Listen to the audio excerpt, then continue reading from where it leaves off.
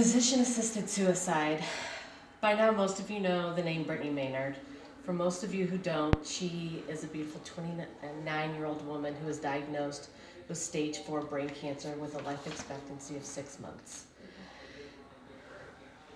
Maynard became an advocate for physician-assisted suicide after months of researching and reaching the conclusion that there is no treatment that would save her life, and all recommended treatment would destroy the time she had left.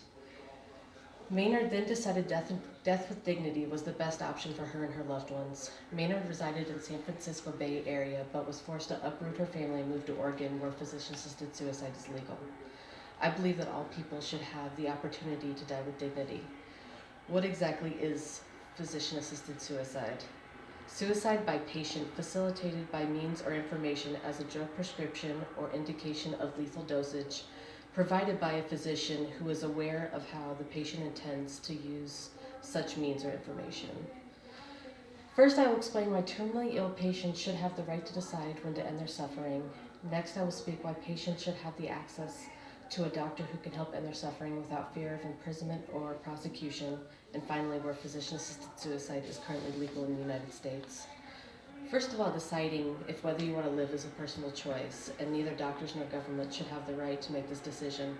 There comes a point in life when even with the maximum amount of painkillers and sedatives, the pain still can be too much to bear. What purpose would it serve to make a terminally ill patient suffer endlessly until their body gives out? Physician-assisted suicide can be the only escape for those unbearably suffering and facing inevitable death. It also relieves the pain from their family who have to watch their loved one suffer for months on uncontrollable pain and discomfort. Assisted suicide gives the patient the choice to die with dignity on their own terms, and having the option to hasten death can be comforting to both the patient and their loved ones. Under current law, most states, physician-assisted suicide may be related to homicide charges for participating physicians.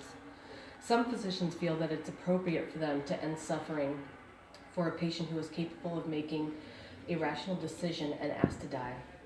For example, in Oregon, the Dignity Act protects physicians and pharmacists who act in compliance with the comprehensive procedures of civil or criminal sanctions and any professional disciplinary actions based on that conduct. People are already permitted to refuse medical treatment even if they know they'll die without it. If a patient is determined to end their suffering, they may end their life using painful, violent, or uncertain methods, so why not allow for a more pain-free, certain alternative?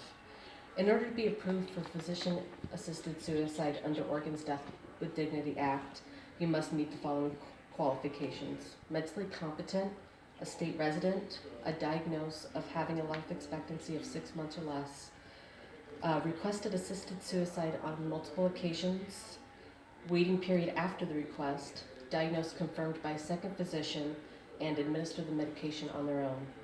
For terminally ill patients, just the option to hasten death can be soothing, but data from Oregon reports show that only 1/3 of those who obtain the medication actually consume it. Oregon, Washington, Montana, Vermont, New Mexico, and California as of October 2015 have legalized physician-assisted suicide.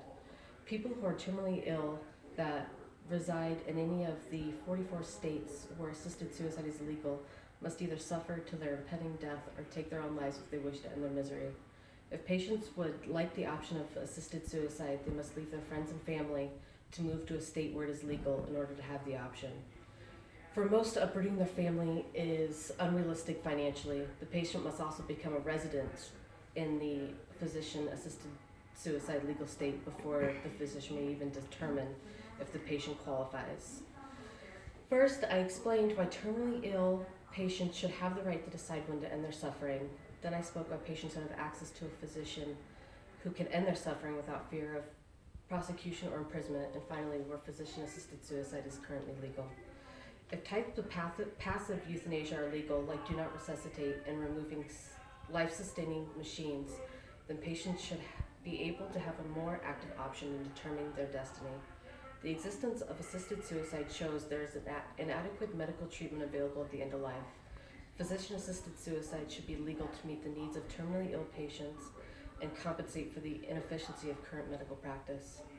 Brittany Maynard on her last day, spoke, "I hope for the sake of my fellow American citizens that I'll never meet that this option is available to you. If you ever find yourself walking a mile in my shoes, I hope you would at least be given the same choice that no one tries to take from you. When my suffering becomes too much to bear, I can say to all those I love you, come be by my side, come say goodbye as I pass into whatever's next. I will die upstairs in my bedroom with my husband, mother, stepfather, and best friend by my side and pass peacefully. I can't imagine trying to rob anyone else of that choice." Thank you. First time! Oh, wait, how do you